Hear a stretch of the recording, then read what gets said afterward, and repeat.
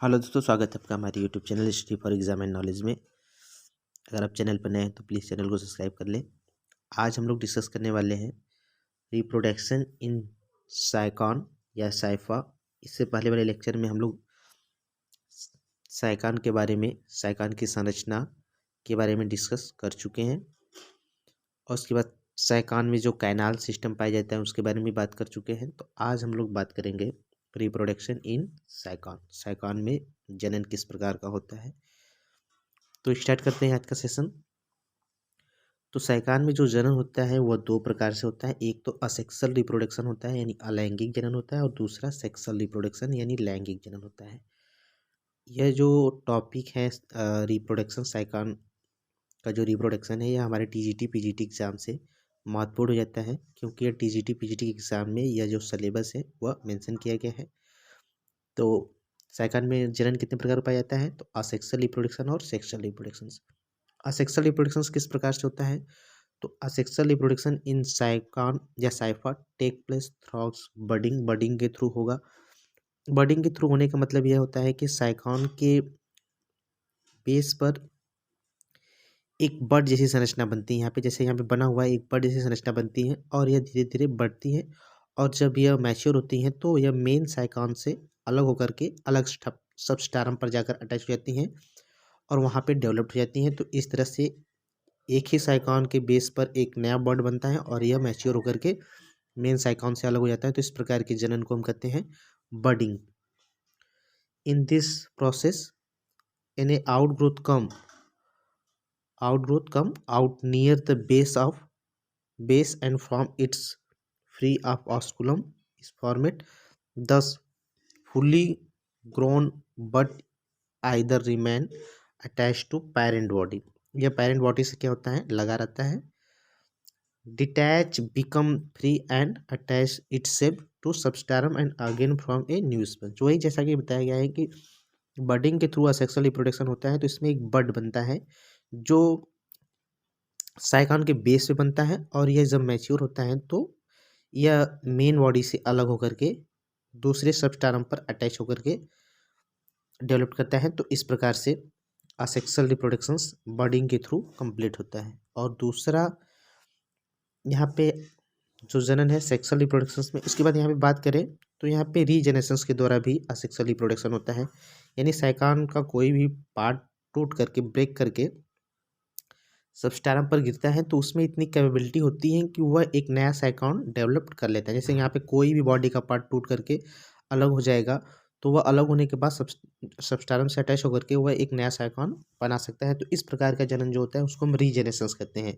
वह भी क्या है, एक प्रकार का असेक्सुअल रिप्रोडक्शन है। तो असेक्सुअल रिप्रोडक्शन दो प्रकार से हो सकते हैं, एक तो बडिंग के थ्रू हो सकता है और एक हो सकता है रीजेनेरेशंस मेथड के द्वारा। दूसरा बात करेंगे हम लोग सेक्सुअल रिप्रोडक्शन की। तो साइकॉन या साइफा में जो यह होता है मोनोसियस होता है। क्या होता है, मोनोसियस। वेन मेल और female reproductive gamete are found in same individuals. मतलब मोनोसियस उस ऑर्गेनिज्म को कहते हैं जब किसी जीव में मेल और फीमेल रिप्रोडक्टिव गैमेट एक ही जीव के द्वारा बनाया जाए, यानी एक ही इंडिविजुअल्स मेल और फीमेल्स यानी स्पर्म और ओवा दोनों रिलीज करे, तो इस कंडीशंस में वह जो ऑर्गेनिज्म होगा वह क्या कहलाएगा, मोनोसियस कहलाएगा।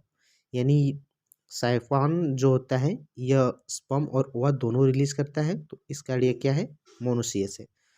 एक ही जीव के द्वारा यह किया जाता है।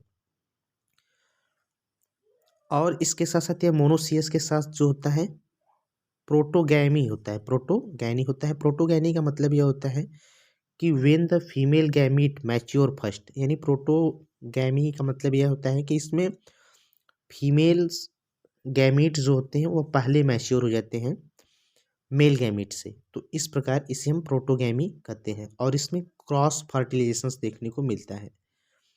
Male sex cells are called sperm और female sex are called ova. यानी मेल सेक्स जो होते हैं वो स्पर्म प्रोड्यूस करते हैं और फीमेल सेक्स सेल जो होते हैं वो ओवा प्रोड्यूस करते हैं। The gametes are found from the archaeocytes या कोनोसाइट सेल्स। यानी गैमीट जो बनते हैं वह या तो आर्क्योसाइट सेल से बनते हैं या कोनोसाइट सेल से बनते हैं। यह प्रश्न महत्वपूर्ण है कि गैमीट का प्रोटेक्शंस कहाँ से होता है। प्रोटेक्शंस गैमीट का प्रोटेक्शंस आर्क्योसाइट सेल्स या कोनोसाइट सेल्स करते हैं, जो एक प्रकार के मीसेनकाइमा सेल है। कैसा है? मीसेनकाइमा सेल है। Gamete formation in take place through the following process, यानी निम्नलिखित प्रोसेस के थ्रू गैमीट का निर्माण होता है, जिसको हम गैमेटोजेनेसिस कहते हैं। स्पर्म का निर्माण होगा तो इसको हम स्पर्मेटोजेनेसिस कहेंगे, और ओवा का निर्माण होगा तो उसको हम oogenesis कहेंगे। और स्पर्म और ओवा दोनों आपस में मिलते हैं तो फर्टिलाइजेशन होता है और जाइगोट का निर्माण होता है और जाइगोट का डेवलपमेंट होता है। तो यहाँ पे जैसे हम सबसे पहले बात करेंगे स्पर्मेटोजेनेसिस यानी स्पर्म का निर्माण कैसे होता है। तो सबसे पहले यहाँ पे एक इंट्रोडक्शन देख लेते हैं, जैसे कि आर्क्योसाइट सेल या कोनोसाइट सेल्स जो होती हैं वह सबसे पहले क्या करती हैं कि एक्ट मदर सेल्स व जर्म सेल्स या मदर सेल्स या जर्म सेल की तरह भी बिहेव करती हैं। इस क्रिया को हम करते हैं स्पर्मेटोगोनिया, यानी क्या बना लेती हैं? स्पर्मेटोगोनिया बना लेती हैं। स्पर्मेटोगोनिया बनाने के बाद दीज सेल्स जो होती हैं surrounded by a flagellate cover cells. Spermatogonia जो होती है एक सेल के द्वारा फ्लैजिलेटेड कवर सेल के द्वारा क्या होती हैं? कवर हो जाती हैं। इसको हम कहते हैं spermatocytes. Spermatocytes give rise to spermatozoa. Spermatocyte जो होता है स्पर्मेटोजोआ का निर्माण करता है, और स्पर्मेटोजोआ जब मैच्योर हो जाता है तो यही स्पर्म होता है। स्पर्म का जो एक भाग जो होता है ऊपर राउंड शेप का भाग जो होता है उसमें न्यूक्लियस होता है और एक टेल रीजन होता है। टेल रीजन के कारण ही जो स्पर्म होता है वह मूवमेंट करता है। तो स्पर्म में एक ऊपरी भाग पाया जाता है जो राउंड शेप होता है जिसमें न्यूक्लियस होते हैं, जिसको हम हेड रीजन कहते हैं, और एक टेल रीजन्स पाया जाता है। इस टेल की सहायता से स्पर्म जो होते हैं गति करते हैं। तो formation of sperm start from a mother cells called archaeocytes. These are modified by the choanocyte cells हो सकता है। These act a mother cells from the formation of spermatogonium. Later on, the spermatogonium is surrounded by a one or more cover cells. Now, this structure is called spermatocyte. Spermatocytes कहलाता है।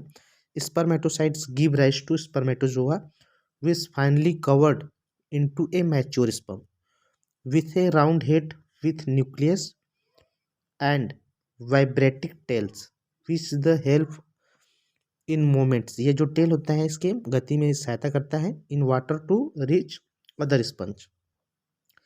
The process of spermatogenesis can be cleared understood by the following outlines, यानी यहाँ पे बताया गया है कि आर्क्योसाइट cell जो होते हैं वह मदर सेल की तरह बिहेव करते हैं। इसको हम स्पर्मेटोगोनिया कहते हैं। स्पर्मेटोगोनिया एक फ्लैजिलेट सेल से कवर्ड होता है, इसको हम कहते हैं स्पर्मेटोसाइट्स कहते हैं। स्पर्मेटोसाइट जो होता है स्पर्मेटोजोआ का निर्माण करते हैं, और स्पर्मेटोजोआ से स्पर्म मैच्योर स्पर्म का निर्माण होता है। मैच्योर स्पर्म के अ, आगे वाले भाग जो होते हैं वो राउंड लाइक होता है और उसमें न्यूक्लियस होता है और उसका एक टेल रीजन होता है, और ये जो टेल होता है उसको गति करने में मदद करता है। तो स्पर्म जिस साइकान से जो स्पर्म निकलता है स्पर्मेटोगोनिया से वह बाहर निकल जाता है वाटर के साथ, जल के साथ। कहाँ पे निकल जाता है? बाहर।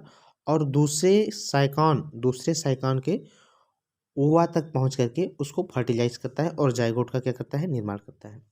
अब oogenesis क्या है यह देख लेते हैं। oogenesis प्रक्रिया क्या है?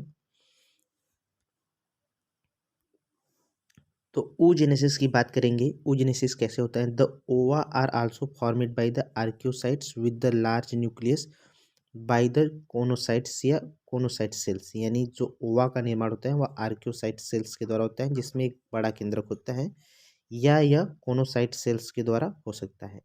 The transformed themselves by the losing its tail.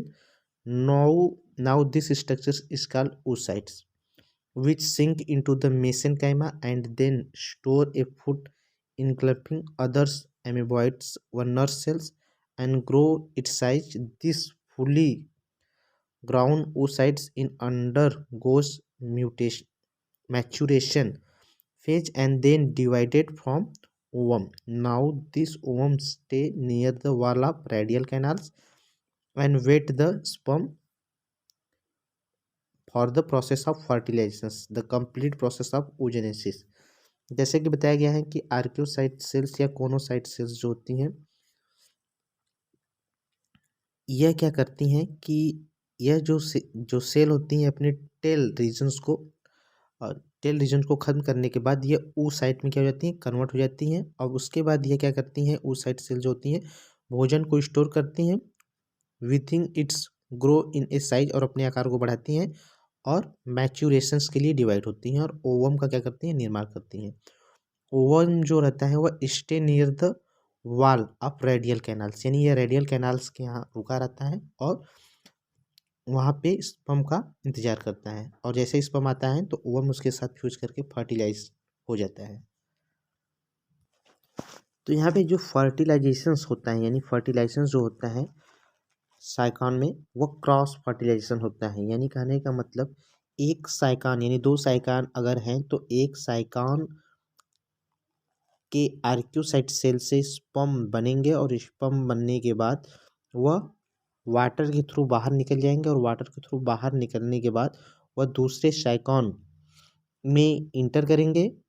और जहाँ पर रेडियल कैनाल के पास ओवम वहाँ पे वेट करेगा स्पर्म का, तो दोनों आपस में मिलकर के जाइगोट का निर्माण कर लेंगे। तो इस प्रकार के फर्टिलाइजेशन को हम क्या कहते हैं, क्रॉस फर्टिलाइजेशन कहते हैं। Cross fertilisations occur in these animals and fertilisation is internal, आंतरिक होता है, यानी शरीर के अंदर फर्टिलाइजेशंस होता है। The process of fertilisations is following, यानी निम्नलिखित तरीके से होता है। जैसे कि हम बताया क्या है कि जो स्पर्म होते हैं वह रेडियल कैनाल के थ्रू इंटर करते हैं और रेडियल कैनाल के पास ही ओवम जो होता है वेट करता है और ओवम और स्पर्म दोनों मिलते हैं और क्या बना लेते हैं, जाइगोट का फॉर्मेशन हो जाता है। और जाइगोट में डेवलपमेंट होता है और डेवलपमेंट के थ्रू स्पॉन्ज का निर्माण होता है। तो आशा करते हैं कि आपको रिप्रोडक्शन साइकिल समझ में आया होगा। अगर आपको वीडियो पसंद है तो वीडियो को लाइक करें और चैनल को सब्सक्राइब करें। Thanks for watching.